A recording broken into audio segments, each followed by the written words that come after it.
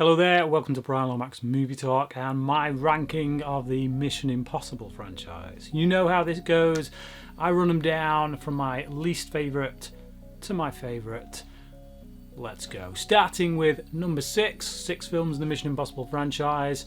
My number 6 is Mission Impossible 2. Directed by John Woo, this was the first sequel, obviously, to the original Brian De Palma film, and it was a big step down for my liking, for my money. I think that this is as close as the franchise gets to being called a bad film, or to producing a bad film. This isn't quite the Moonraker of the Mission Impossible franchise, you know.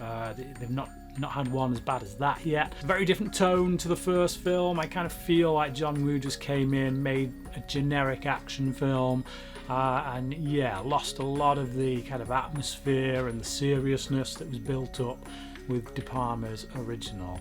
There's still some great stunts on show, some great action sequences, which keeps it kind of brimming along nicely, some really entertaining action beats.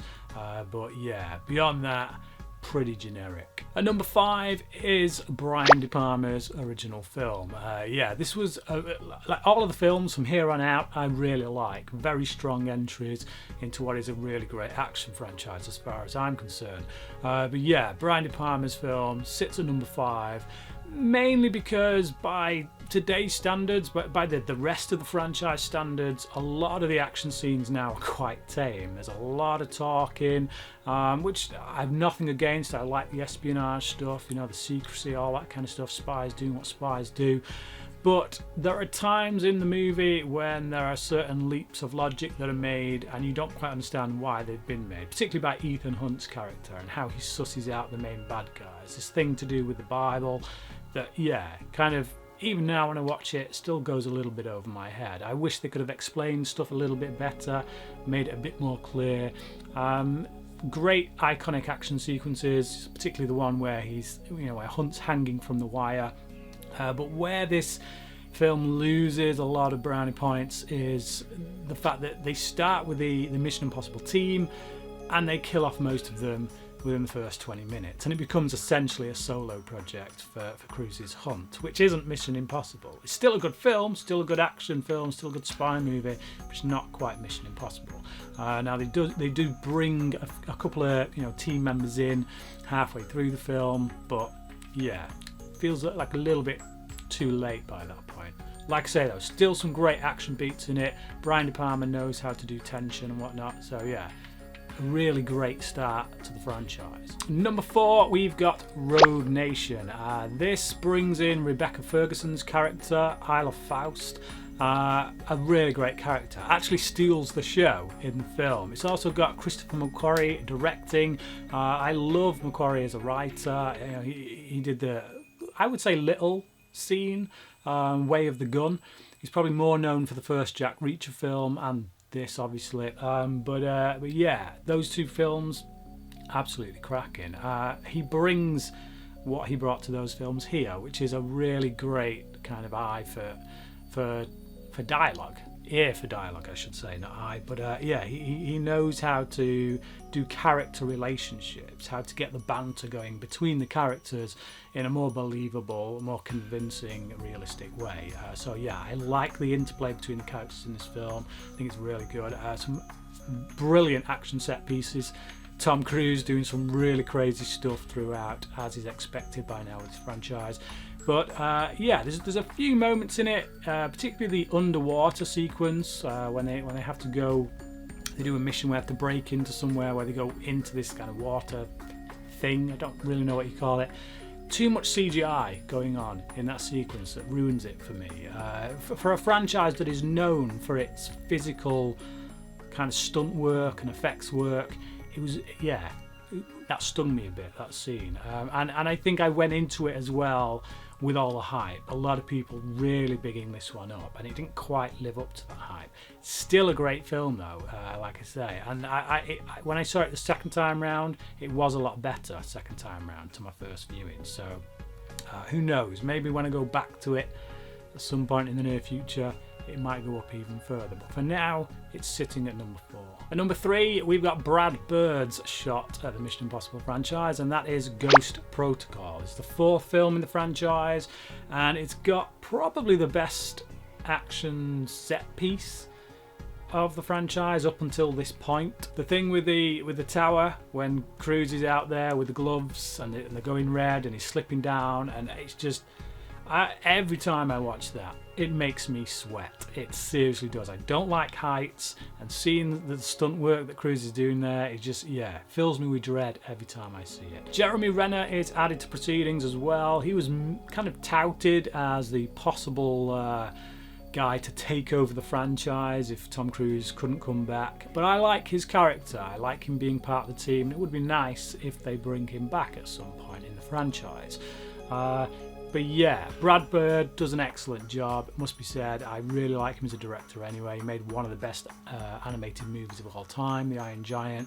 And yeah, he does a cracking job with the action as a live action film. It's his first live action film coming off the back of a few animated movies. Safe to say he excels in live action just as well as he does in animation. I'd say that maybe the weakest thing about this film is the villain, and that's, I wouldn't completely trash the villain. He kind of serves his purpose, but he's kind of forgettable. Like everything that's going on around him as a result of him, everything that Hunt and his guys are going through because of what he's caused, that's all really entertaining. But him as a villain, it doesn't really make much of an impression. Though there is a pretty kind of down and dirty fight scene between him and Hunt at the end of the film, which is really brutal. The film got a 12A rating over here, and it's more brutal, I would say, than anything that was in Mission Impossible 2, which when that was released got a 15, which if nothing else shows you the way that the rating system has gone over the intervening years between movies. Number 2, we've got Mission Impossible 3. This is J.J. Abrams kind of coming on board a franchise. It was in a bit of a sticky spot after Mission Impossible 2, which wasn't particularly well received critically. And he brings it back out of the depths. I know a lot of people are quite sniffy about Abrams, but I like what he does here. And more to the point, I like the fact that he makes this a team game. For the first time in the franchise, it really becomes something akin to what the original series was, which is a team of people working together to do an impossible mission. The action set pieces are brilliant, as you would expect with Abrams. He was kind of scouted by Cruise personally when he'd seen Alias. So anyone who's seen Alias, that's essentially a modern day take on Mission Impossible, only with a female lead. So he proved himself, I think, with that TV series and made himself an obvious candidate to take over in the director's chair for the movies. He does a fantastic job.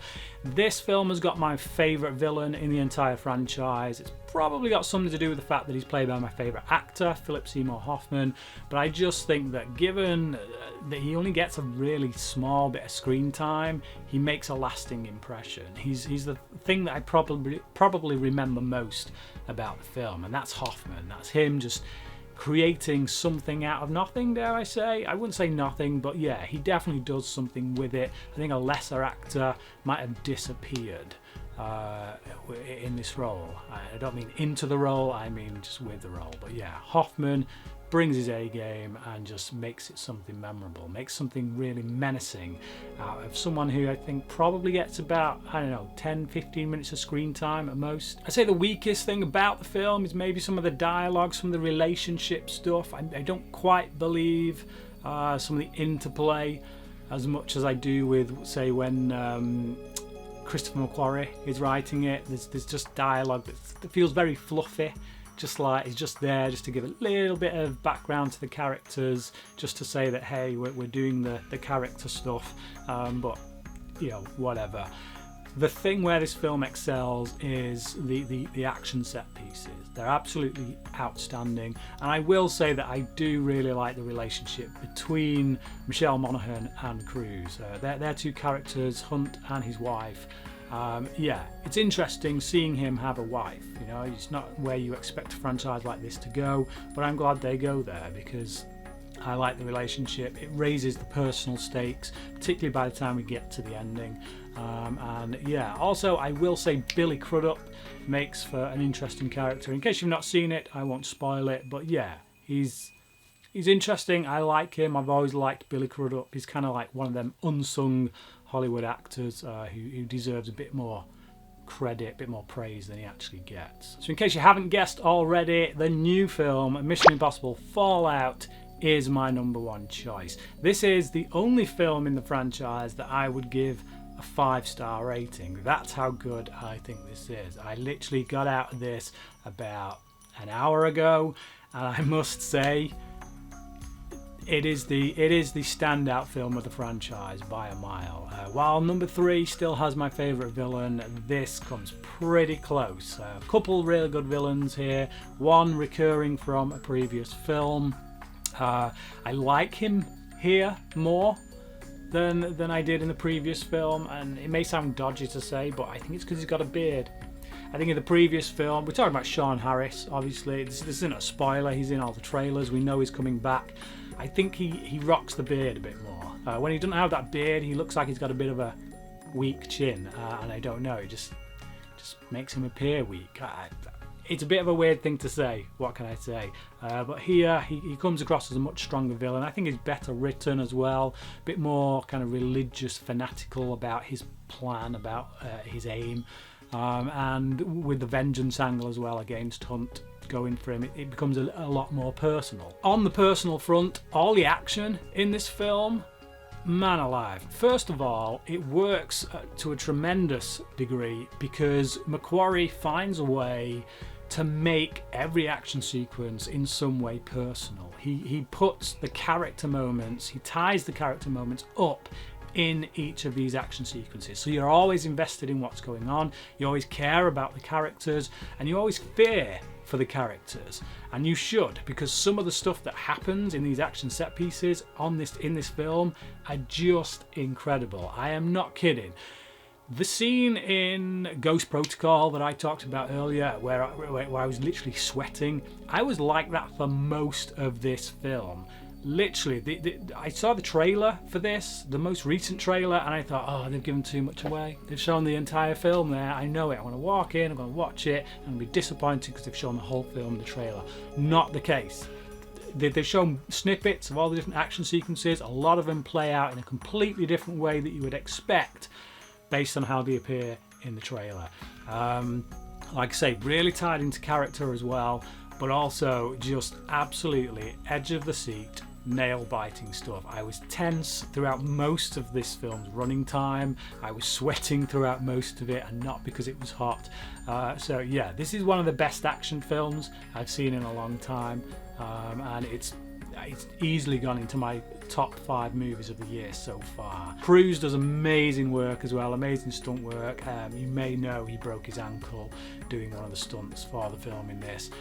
The guy is a trooper. Say what you want about his personal life, he brings something to this franchise that no other actor brings to any other franchise. Possibly Daniel Craig. I know Daniel Craig does a lot of his own stunts, but not to this level. You know, Cruise learned how to fly a helicopter just so that they could make some of the scenes that they did in this film in the way that they did. Putting that camera in the chopper with him really ramps up the tension. I feel like a lot of the action here, even though we've seen certain things like this before, you know, helicopter chases, things like that, I don't ever feel like we've seen it as good as this. And that's all because of Cruise, because of what he does, what he brings to the table and allows them to be able to do with the camera, because he's in that scene, he's living in that action. So yeah, absolutely fantastic. Few personal elements from previous films get wrapped up here as well, so we get some nice kind of closures to some of the strings that have been left hanging in previous movies. So yeah, really great stuff.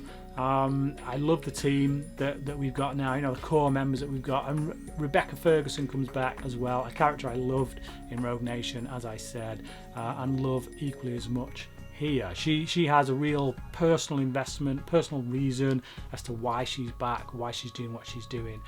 As I say, all the characters do, and that's what makes this film so special, is that, teeming of character development, real personal moments within these grand, ridiculous set pieces. So yeah, easily my favourite of the franchise, one of the best films of the year, Mission Impossible Fallout, which I give a 5 out of 5. Mission Impossible 2 I would have given 2.5 out of 5. The rest of the films I would give a 4 out of 5. This one, a 5. But what about you? Have you seen the latest Mission Impossible film? If you have, where would you rank it amongst the rest of this franchise? Comment below, let me know, and until next time, crack in.